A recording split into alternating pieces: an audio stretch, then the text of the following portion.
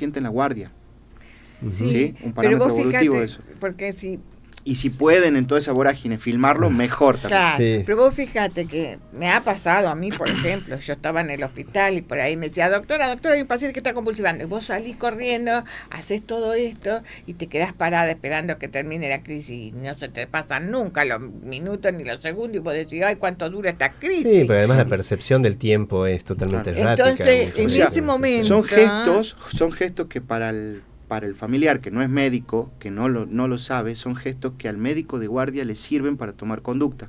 Por eso yo trato de enseñárselos al paciente qué hacer ante una crisis convulsiva, más allá de cuidarle el golpe en la cabeza, más allá de ponerlo de costado para evitar broncoaspiraciones y todas esas cuestiones, también es, si tienen la lucidez o si hay alguien más, que vaya controlando esas cosas, porque el médico que recibe es muy importante para la conducta que toma en guardia, estos parámetros como qué tiempo estuvo convulsando, si entre una si hubo más de una convulsión, Eso. Y se recuperó, ¿no? La Lo conciencia. importante claro, y es si recuperó la no conciencia entre una y claro, otra. no una sola convulsión, porque a veces algunos tienen una sola convulsión, paran, están un ratito, miran así, porrón, empiezan con otra convulsión, paran, empiezan con otra convulsión, y si pasa 10 minutos que el paciente hace una crisis tras otra, evidentemente tiene que ir a una internación, a una guardia, porque... Sí, ahí estamos hablando de una forma grave de la epilepsia, Sí. que es el estatus Sí. convulsivo, ¿no? Sí, Eso sí, también sí, es sí. importante que los pacientes conozcan. No pasa siempre, pero No, Claro. es... como él dijo, bueno, vamos a poner cosas, bueno, también pongamos Exacto, sí. aumenta Sí. los A ver, no riesgos. es de el este trabajo de convulsivo. una sola consulta, ¿no? Lleva su tiempo y uno tiene que repetirlo Totalmente. las veces que haga falta, cada vez que viene a la consulta. Obviamente hay pacientes que son muy adherentes y hay pacientes que hasta rechazan el diagnóstico que tienen puesto, no hacen tratamiento y bueno, en ese abanico de posibilidades uno tiene que seguir machacando sobre estas actividades porque forman Siempre. parte de la educación para la salud en el diagnóstico de un paciente epiléptico. Y entender eso, ¿no? Siempre avisarle al paciente que tiene un riesgo de que se transforme en algo grave la epilepsia, porque una epilepsia, sabemos, ya se conoce, que una epilepsia sin tratamiento es una epilepsia que evoluciona de manera progresiva a formas más. Lo cual es muy interesante porque muchas veces sucede esto de que están con un medicamento y llega un momento en su vida donde ya necesitan más dosis del medicamento, y es porque el cerebro, tanto el cerebro como la neuroglía, tiene mecanismos de eliminación de eliminación más rápida. Exacto, de los fármacos. Depende del Entonces fármaco, los van eliminando rápido, los va metabolizando cada vez más rápido el fármaco y su tiempo de acción disminuye. Pero lo cual hay que siempre darle esta información al paciente. La dosis y la cantidad de la dosis. Y entender eso, que no todos los pacientes son lo mismo.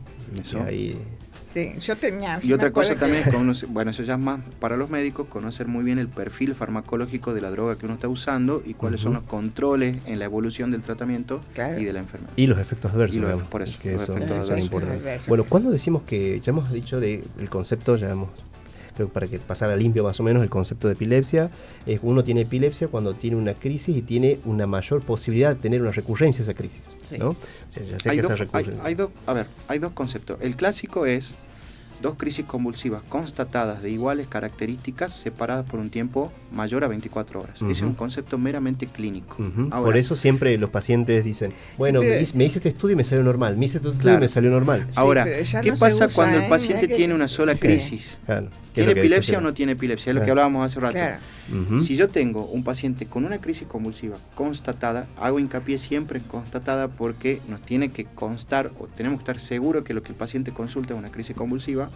Si tengo una sola y a esa crisis convulsiva yo le encuentro un método complementario de diagnóstico alterado, ese estudio que uno hace, que es el electroencefalograma y la resonancia con protocolo de epilepsia básicamente, ese estudio alterado nos puede llegar a aumentar la probabilidad de que la crisis se repita hasta un 66%. O sea, que hay una institución que se llama la Liga Internacional de Lucha contra la Epilepsia, avala el inicio del tratamiento con una crisis más uno de estos dos métodos complementarios que estén alterados. Bien. O si no, el concepto clínico, que es de que desglosábamos recién. Bien, bueno. Yo creo que ha quedado claro eso, y la forma más grave, que es el estatus epiléptico, que es que el paciente no recupera la conciencia y la crisis convulsiva continúa por más de 10 minutos según definiciones, o más de 5 para nosotros en términos prácticos, por así más decirlo. de 5. Bien, ¿cuándo decimos que una epilepsia está controlada? Decimos que una epilepsia está controlada cuando no se repitan las crisis, en primera medida. Sienten la guardia. Sí, un parámetro evolutivo, fíjate, eso. Porque si... Y si pueden en toda esa vorágine filmarlo, mejor también. Claro, sí. Pero vos fíjate que me ha pasado a mí, por ejemplo, yo estaba en el hospital y por ahí me decía, doctora, hay un paciente que está convulsionando. Y vos salís corriendo, haces todo esto y te quedás parada esperando que termine la crisis. Y no se te pasan nunca los minutos ni los segundos y vos decís, ay, ¿cuánto dura esta crisis? Sí, pero además la percepción del tiempo es totalmente errática. Entonces, en ese momento... Son gestos que para el familiar que no es médico, que no lo sabe, son gestos que al médico de guardia le sirven para tomar conducta. Por eso yo trato de enseñárselos al paciente qué hacer ante una crisis convulsiva, más allá de cuidarle el golpe en la cabeza, más allá de ponerlo de costado para evitar broncoaspiraciones y todas esas cuestiones. También es, si tienen la lucidez o si hay alguien más, que vaya controlando esas cosas, porque el médico que recibe es muy importante para la conducta que toma en guardia. Estos parámetros como qué tiempo estuvo convulsando, si entre una si hubo más de una convulsión, y se recuperó no la conciencia, y si recuperó la conciencia entre una y otra, no una sola convulsión, porque a veces algunos tienen una sola convulsión, paran, están un ratito, miran así, porrón, empiezan con otra convulsión, paran, empiezan con otra convulsión, y si pasa 10 minutos que el paciente hace una crisis tras otra, evidentemente tiene que ir a una internación, a una guardia, porque... Sí, ahí estamos hablando de una forma grave de la epilepsia, que es el estatus convulsivo, ¿no? Sí, eso también es importante que los pacientes conozcan. No pasa siempre, pero como él dijo, bueno, vamos a poner cosas, bueno, también pongamos en ejemplo. Exacto, aumenta las... A ver, no es el trabajo de una sola consulta, ¿no? Lleva su tiempo y uno tiene que repetirlo las veces que haga falta, cada vez que viene a la consulta. Obviamente hay pacientes que son muy adherentes y hay pacientes que hasta rechazan el diagnóstico que tienen puesto, no hacen tratamiento y bueno, en ese abanico de posibilidades uno tiene que seguir machacando sobre estas actividades porque forman parte de la educación para la salud en el diagnóstico de un paciente epiléptico. Y entender eso, ¿no? Siempre avisarle al paciente que tiene un riesgo de que se transforme en algo grave la epilepsia, porque una epilepsia sabemos, ya se conoce, que una epilepsia sin tratamiento es una epilepsia que evoluciona de manera progresiva a formas más. Lo cual es muy interesante porque muchas veces sucede esto de que están con un medicamento y llega un momento en su vida donde ya necesitan más dosis del medicamento, y es porque el cerebro, tanto el cerebro como la neuroglía, tiene mecanismos de eliminación de eliminación más rápida. Exacto, de los fármacos. Depende del Entonces fármaco, los van eliminando rápido, los va metabolizando cada vez más rápido el fármaco y su tiempo de acción disminuye. Pero lo cual hay que siempre darle esta información al paciente. La dosis y la cantidad de la dosis. Y entender eso, que no todos los pacientes son lo mismo. Y otra cosa también es conocer, bueno, eso ya es más para los médicos, conocer muy bien el perfil farmacológico de la droga que uno está usando y cuáles son los controles en la evolución del tratamiento y de la enfermedad. Y los efectos adversos. Por eso, que eso es importante. Bueno, cuando decimos que, ya hemos dicho del concepto, creo que para que pasara limpio más o menos el concepto de epilepsia, es uno tiene epilepsia cuando tiene una crisis y tiene una mayor posibilidad de tener una recurrencia de esa crisis, ¿no? O sea, ya sé hay dos conceptos. El clásico es dos crisis convulsivas constatadas de iguales características separadas por un tiempo mayor a 24 horas. Ese es un concepto meramente clínico.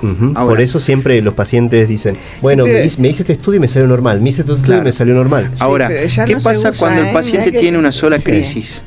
¿Tiene epilepsia o no tiene epilepsia? Es lo que hablábamos hace rato. Si yo tengo un paciente con una crisis convulsiva constatada, hago hincapié siempre en constatada porque nos tiene que constar o tenemos que estar seguros que lo que el paciente consulta es una crisis convulsiva. Si tengo una sola y a esa crisis convulsiva yo le encuentro un método complementario de diagnóstico alterado, ese estudio que uno hace, que es el electroencefalograma y la resonancia con protocolo de epilepsia básicamente, ese estudio alterado nos puede llegar a aumentar la probabilidad de que la crisis se repita hasta un 66%.